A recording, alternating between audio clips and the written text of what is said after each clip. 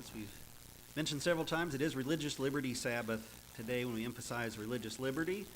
And every year the Religious Liberty Department, as part of their materials, puts out a sermon. And some years they're like, well, I can maybe pick an idea or two. And some years they're really good, and this year it's a really good one. So I'm basically going to share it with a few thoughts of my own. But it was prepared by Shane Anderson, who's the lead pastor at Pioneer Memorial. So anyway, but as we look in American society over the last 10 years or so, our political scene has become much more divided, a lot more turmoil, and it seems like it's going on sometimes 24 hours a day. Both the Democrats and Republican leaders will readily concede this point, although their agreement as to the source of the turmoil is probably more difficult to find, because they each blame the other one for it's all the Republicans' fault, it's all the Democrats' fault. But it carries over into the personal life. As people get on social media and stuff, they're sitting there attacking this person. If you don't agree with me on this, well, and on social media, people will say things that they would never say in person to a person's face, but it's built more and more division within the country, and we can't ignore it because the Bible makes clear that politics are going to play a increasingly pivotal role at the end of time. So how can we as Christians maintain a Christ-centered spiritual focus in a world that is sort of increasingly blurred by political chaos? Well, the Bible is no stranger to chaos. In fact, some of the most heroic Bible figures lived in times of tremendous political upheaval. And the one we want to focus on today is the prophet Daniel. And let's go to Daniel chapter 6. This is the story of Daniel in the lion's den.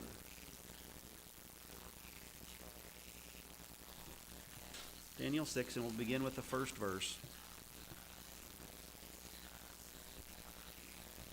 And it pleased, this is one where I grew up saying Darius. And then you had that musician Darius Rucker, and suddenly, people pronounce this differently. And so I don't know which way it's supposed to be, and I may switch back and forth between them because it pleased Darius to set over the kingdom of 120 satraps, to be over the whole kingdom, and over these 3 governors, of whom Daniel was one, that the satraps might give account to them, so that the king would suffer no loss. Then this Daniel distinguished himself above the governors and the satraps, because of an excellent spirit was within him. And the king gave thought to setting him over the whole realm. So the governors and satraps sought to find some charge against Daniel concerning the kingdom, but they could find no charge or fault, because he was faithful, nor was there any error or fault found in him. Then these men said, we shall not find any charge against this Daniel, unless we find it against him concerning the law of his God. So Babylon has just fallen. Chapter 5 is about the fall of Babylon, Belshazzar and the writing on the wall. And so now the Medes and Persians have conquered Babylon, and Darius is in charge in the city of Babylon and over the Babylonian Empire that has just been conquered. Cyrus is the king of kings, and he's king of Babylon at this point. And anyway, historians still are trying to figure out exactly who he was. But he's decided he needs to set up some administration, and he doesn't just necessarily import a bunch of Persians in to control everything and stuff. So he probably was picking from amongst the Babylonians and stuff, and then he picks the 120, and he says, man, that's a lot of people to administrate. So let's set 3 guys over them. And Daniel proves so faithful, says, I think I might just make Daniel the number 1 guy over all of them. And of course, the other guys didn't like this at all. And so they decided they're going to we've got to do something about this. Because, here especially if they're Persians, it's like, well, he's a captive of captives, because they've captured Babylon, and he was already a captive of Babylon, and he's just a Jew, and so we got to do something about him. So they began to kind of check, is Daniel cooking the books? Because they immediately thought that, because chances are they were cooking the books. They were each getting their little cut of everything that flowed through, but it was hard to do because Daniel was watching over them to make sure that they didn't do that. So, that was part of their motivation as well to do this. And so they're checking to make sure he's not doing that on the sly. And they're looking at it, and they can't find anything because he's faithful in all that he does, not just to God, but to his king. And so they finally conclude the only thing we can find against him is because it has something to do with the law of his God. So if we can find some way to make the law of his God illegal, then we'll probably get him because he's faithful to his God.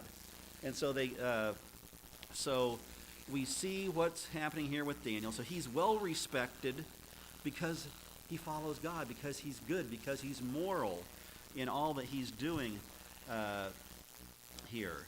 And if we go to 1 Peter chapter 3, Peter talks about, people hating us and things, and what reason they should hate us if they're going to hate us. 1 Peter 3, we'll begin with verse 13.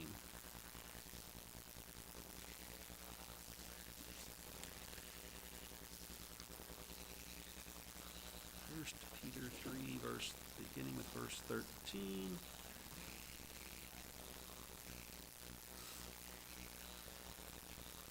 And who is he who will harm you if you become followers of what is good? But even if you should suffer for righteousness' sake, you are blessed. And do not be afraid of their threats, nor troubled. But sanctify the Lord God in your hearts, and always be ready to give a defense to everyone who asks you a reason for the hope that is in you, with meekness and fear, having a good conscience, that when they defame you as evildoers, those who revile your good conduct in Christ may be ashamed. For it is better, if it is the will of God, to suffer for doing good than for doing evil. So, and elsewhere the Bible talks about, sometimes, we're all going to suffer. But he says, if you're going to suffer, suffer because you're doing what is right. He says, if you're punished for doing what is wrong, well, that's just what you deserved. But if you're punished for doing what is right, then that stands out to people. It's like, boy, that's not fair how they're treating that person. And so that was Daniel here. He did what was right. He was going to be promoted by the king for that, and he was hated by others for that. And so they said his right doing is the only thing that we can find to get him on. And so let's continue on with verses 6 to 9 in Daniel 6. So these governors and satraps thronged before the king and said thus to him, King Darius, live forever. All the governors of the kingdom and the administrators and the satraps, the counselors and the advisors have consulted together to establish a royal statute to make a firm decree that whoever petitions any god or man for 30 days except you, O king, shall be cast into the den of lions. Now, O king, establish the decree and sign the writing so that it cannot be changed according to the law of the Medes and the Persians, which does not alter. Therefore, King Darius signed the written decree. So like they say, every one of your counselors has been involved in coming up with this idea. Now, is that true? You think Daniel was involved? No. So, but they're saying and they list all the categories, more than the first category. It wasn't just satraps and governors, but satraps, governors, counselors, we all got together. We just thought it'd be a wonderful idea that for the next 30 days, no one can offer a petition. No one can pray to any god or any other person except to you, O king. Well, of course, they knew how to appeal to his sense of how special he was. I'm the king. That's good. They like me. They want to honor me. All right, that sounds good. I'll sign that. And, and as it points out here that part of the overall law of the Medes and Persians was once the king signed the law, even the king couldn't undo the law. And so, once he had put his signature, his royal seal on it, they knew that they would have Daniel. And so the king does that. He gives into their flattery. He signs the law. And we find, here what we see going on is sort of a fatal combination. And so we have state-enforced religious observance is always going to lead to persecution. So Christians need to stay relentlessly focused on preserving religious liberty. And that's what we don't want to just do that one day a year. We emphasize it on Religious Liberty Sabbath, but religious liberty is something for us to focus on every day of the year, because it's, for people to have the freedom to choose how to worship or not worship is so important, because God doesn't want forced worship. Because because God wants love, and you can't force love. Forced love is not a thing. It's not love at that point. And so everyone has to be free to worship God as they choose. Now, that's not saying that there can't be, certain moral things that the government has an interest in. There are activities that where if you participate in them, it can cause harm to another. So I don't have the right to go murder somebody, or I don't have a right to steal from somebody, or I don't, so there are things that, we might call at least a part of the second table. Some people like to say the second table, the last 6 commandments. Well, the government has no interest in the 10th commandment, because that's an internal thing. But things that cause damage to another person, that violate their rights to life, liberty, and the pursuit of happiness, the government says, nope, you can't do that. And that is an appropriate sphere for government to operate in. But when they start moving into the area where it's about a person's relationship to God, that's none of the government's business. So you can choose to worship God how you want, or not worship God, or worship another God, or whatever. That's between you and God. And that's none of the government's business. As long as you're not, as long as your worship doesn't require you to go sacrifice people and things like that, then you're free to worship as you want. And so it's, but we see here, it's the government making a law about worship. You can't pray to any other god or person except to the king for this month. And so, and of course, it's going to result in persecution here. And it's here in the United States, we kind of, have come to think that, well, it could never happen here. We have separation of church and state, although even saying that now in some corners is getting like, well, that's just a bad metaphor that doesn't appear in the Constitution. It really has no force and stuff. And then they like to look back to like what the Puritans did in New England and stuff, and say that's what we need to have again. So we see an increasing push for that. And so we kind of mentioned that a little bit earlier in the little nugget that I shared, and we've over the past several months we've been looking at some of these things where there's a push for religious legislation coming from the government, and as they portray it as it's a necessity. The government has to rule in these areas, and so that's what was happening here in Babylon to Daniel, and the key phrase that as Christians we need to look at, recognizing that there is a government sphere of control of people, but we have to say by all appropriate means, because history has repeatedly shown us that there are highly inappropriate means by which the church can seek the power of the state to enforce its agenda. And so we see that push coming pretty strong right now. Now, is this the final push? I don't know. We don't until it becomes the final push. We don't know for sure, but it sure looks like we're headed that direction right now.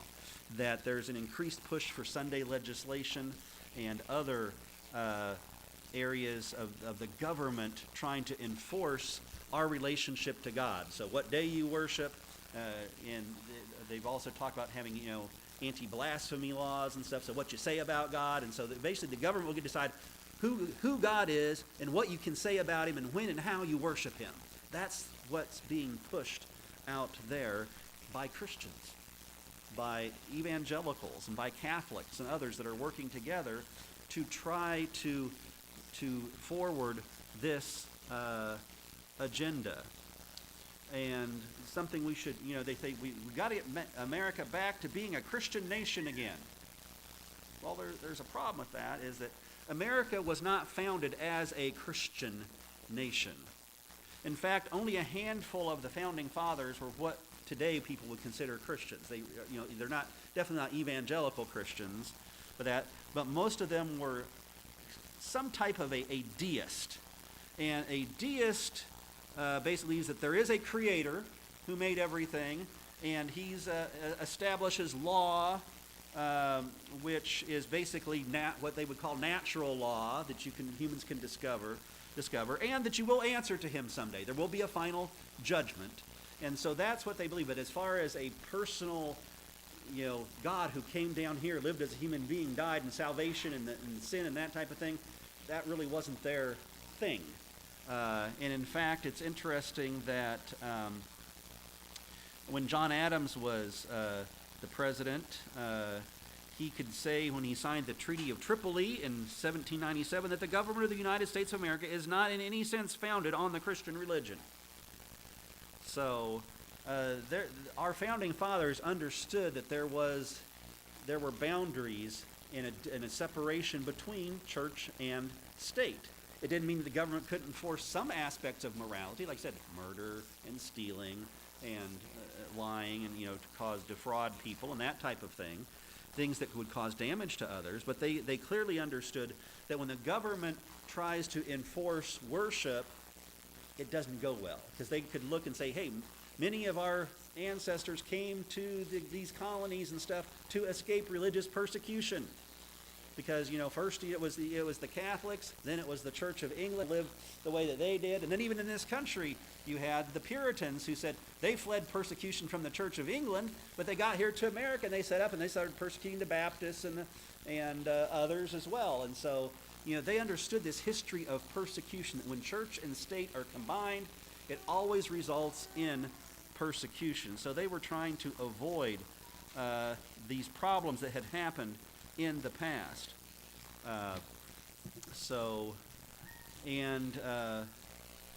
We do want to remember, as I said, that lasting positive change in society comes primarily through evangelism and discipleship. In other words, we're not going to make a more moral society by passing some more laws. Because what are laws written down? They're external. And what needs to change to make people moral, the heart has to be changed. And so how does that happen? That happens by introducing people to Jesus. And then they have a relationship with him. That changes the heart, and then the actions will change. Because if I love Jesus, then I love my neighbor, then I don't want to steal from my neighbor or murder my neighbor or anything like that. And so it needs a heart change that has to happen. So we're not, as Christians, we're not opposed to all government programs. Some are useful and deserve our support, but we can never forget that the government ultimately relies on the force of law, and force can never bring lasting transformation in the heart.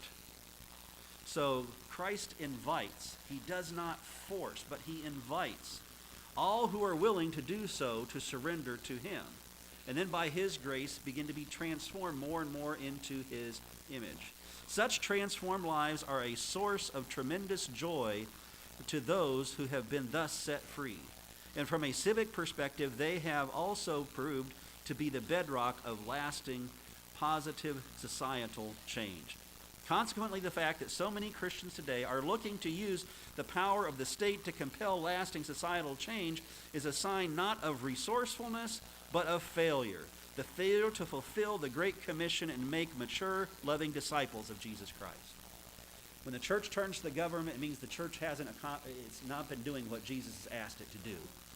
And we don't want to get caught up in that. And as Adventists, we can get caught up in all the political debates going around and stuff, and Republican, Democrat, conservative, liberal, whatever, and we can't even sometimes don't even want to talk to people that are on the other side of the political spectrum. And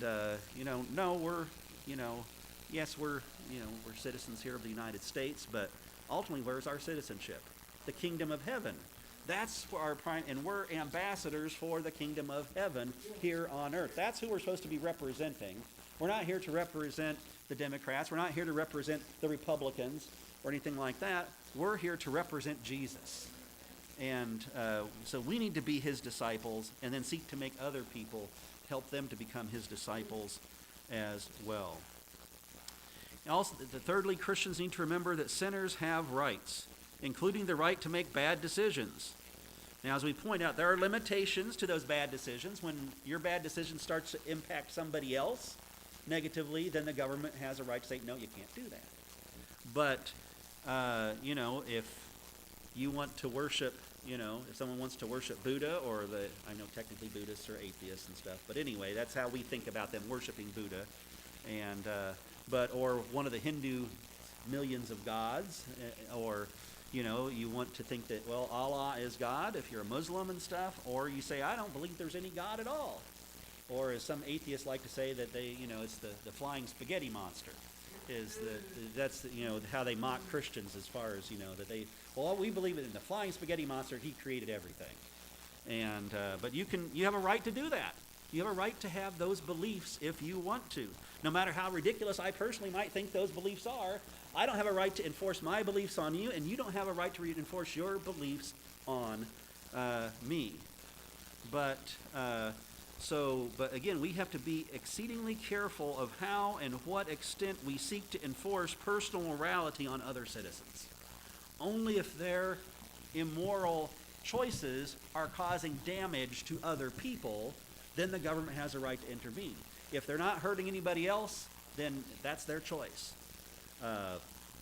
But sometimes we want to have a nanny state, and it comes from both sides. The Democrats want to outlaw all kinds of different, activities and things, and the Republicans want to do the same thing. It's just different things, but they all want to say the state's got to make these decisions and enforce them on people. But no, it doesn't.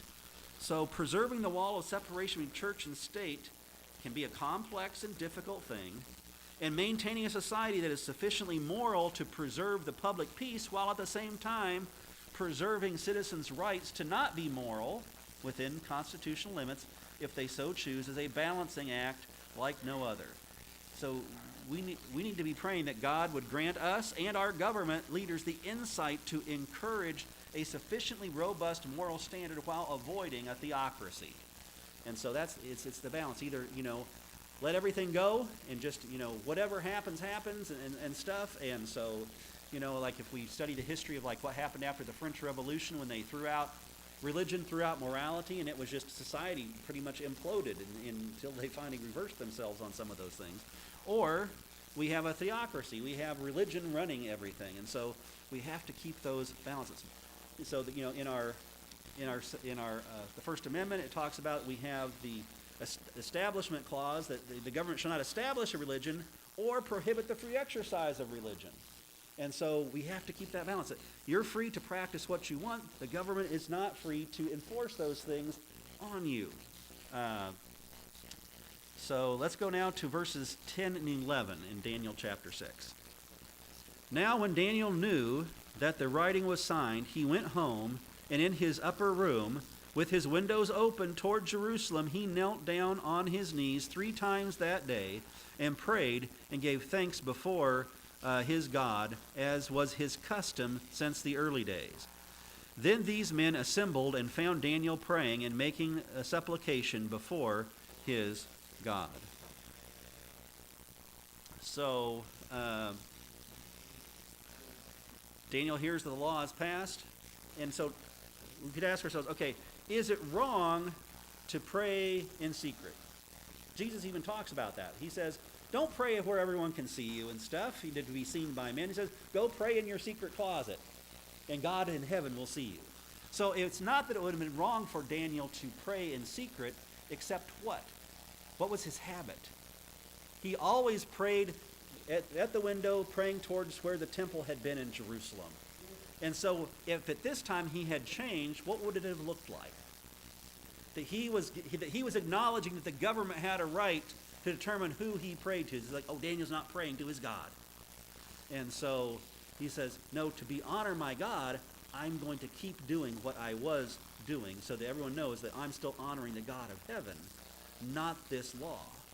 And so that's what Daniel did. The men, I love the pictures in My Bible Friends, where they're all in the bushes and they're sitting there watching him up in the window, and it's like, yes, we've got him. It's exactly what we wanted to happen.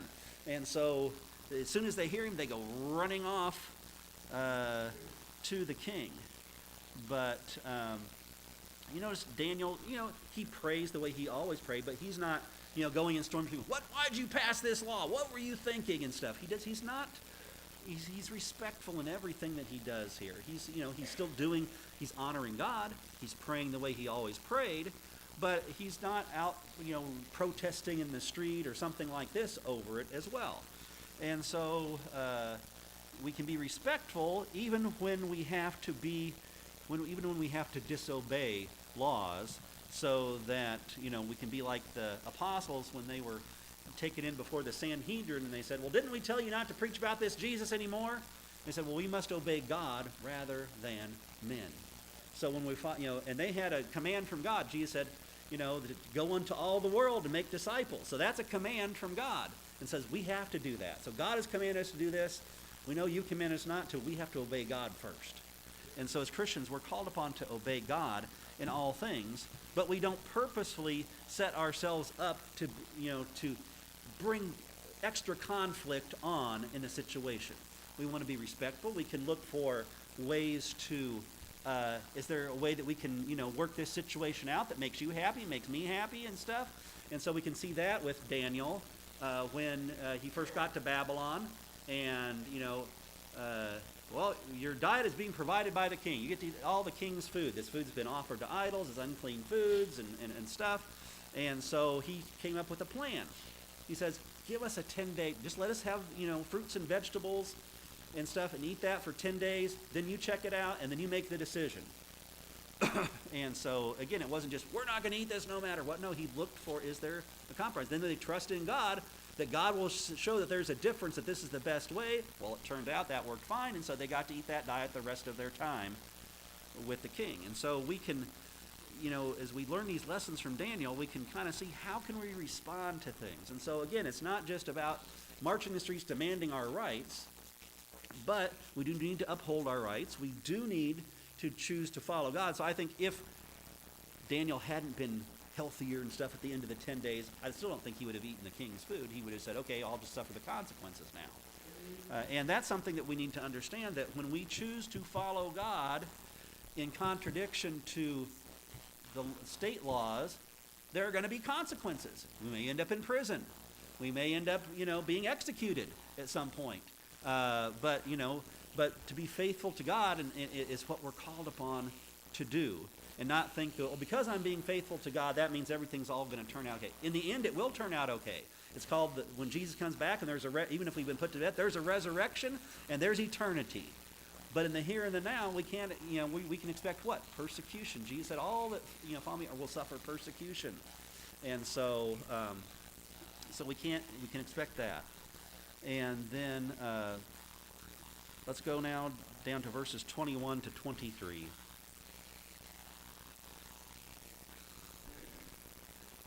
Here we go. And Daniel said to the king, O king, live forever. My God has sent his angel and shut the lions' mouths so that they have not hurt me, because I was found innocent before him. And also, O king, I have done no wrong before you.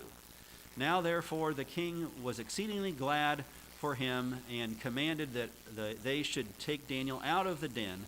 So Daniel was taken up out of the den, and no injury whatever was found on him, because he believed in his God. So the men go running to the king. They say, "Oh, king, didn't you just pass this law, write it and sign it, so that according to the laws of the Medes and Persians, which cannot be altered?" Well, yeah. Daniel was praying to his God. And I can just imagine Darius, he's like, "Oh, these guys tricked me." And I think he immediately knew, you guys, this was all on purpose, and I fell into your trap. And so he spends the whole day trying to figure a way out, is there some legal loophole so he doesn't have to put Daniel into the lion's den? But there is none. And so as it comes towards sunset, the men are like, can't alter the law, he's got to go. And so they go put Daniel in the lion's den.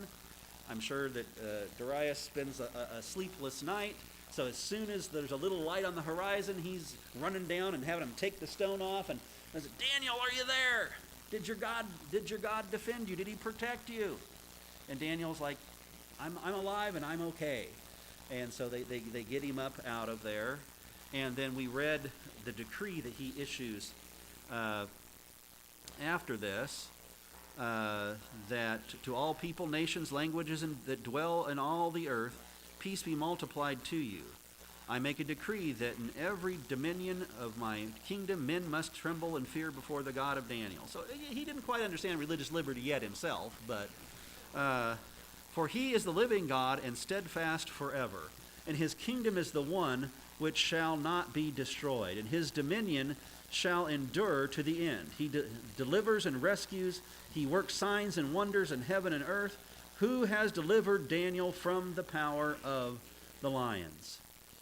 So, but we can see Daniel's faithfulness has an effect on other people, has an effect on the king. He's like, man, Daniel, I don't know any God that could deliver from the lion's den. And of course, we know that some have argued, well, maybe the lions, they just weren't hungry or whatever. But in between there, as soon as they take Daniel out, Darius is like, okay, you guys fooled me. So guess what? You and your families are in the lion's den. It says they were tearing apart before they hit the ground. So it was a miracle that God had worked to deliver Daniel there. But when we're faithful to God, it can have an impact it's a positive witness to other people around us. And I think at the end we're going to see that as people that already know about the Sabbath and things like that, as they stand up faithfully, as they're put into prison and things, that's going to get other people thinking. And that's going to change their hearts there. And so, there's going to be a powerful witness right before the end of time of when God's people are faithful. It's going to call other people who've been following God to the best of their knowledge and understanding, but now they're going to see, wow, okay, that's true faithfulness. That I want to stand with them. And so many people are going to make their stand right towards the end because of the faithfulness of God's people in standing for truth. That they don't compromise, but that they are say, we have to obey God rather than men. We're going to have to, God says to keep the seventh-day Sabbath, so I'm going to do it no matter if your law says differently. And so we see the transformation that can happen there. And then the last verse says, so this Daniel prospered in the reign of Darius and in the reign of Cyrus the Persian. So in the end, God wins. And again, God sets everything aright. And so we don't have to fear in the here and the now. We say if we're faithful to God now, we know he will be faithful to us in the end. So whether he delivers us like Daniel, whether he delivers us like his three friends, what were the three friends as they're getting threatened to be thrown in the fiery furnace? What did they say to Nebuchadnezzar? Our God can deliver us, but even if he does not know this now, King, we will not bow down and worship your idol. And so when we're faithful to say, God, we know that in the end you're going to be faithful. In the end, if I'm faithful to you, even if I die, yet will I live, because Jesus is going to come back. And so we place our faith in him, and he will see us through in the end. And when we have that kind of faithfulness, it will be a powerful witness for Jesus as we're approaching the end of time. So let's go ahead and open our hymnals now to hymn number 272. Hymn 272.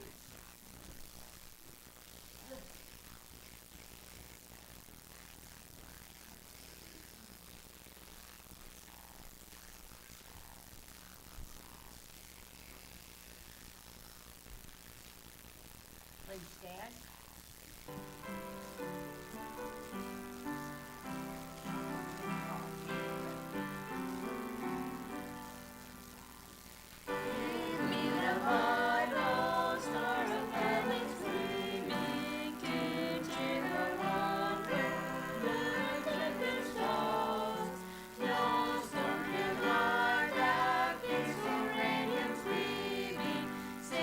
Jesus came to seek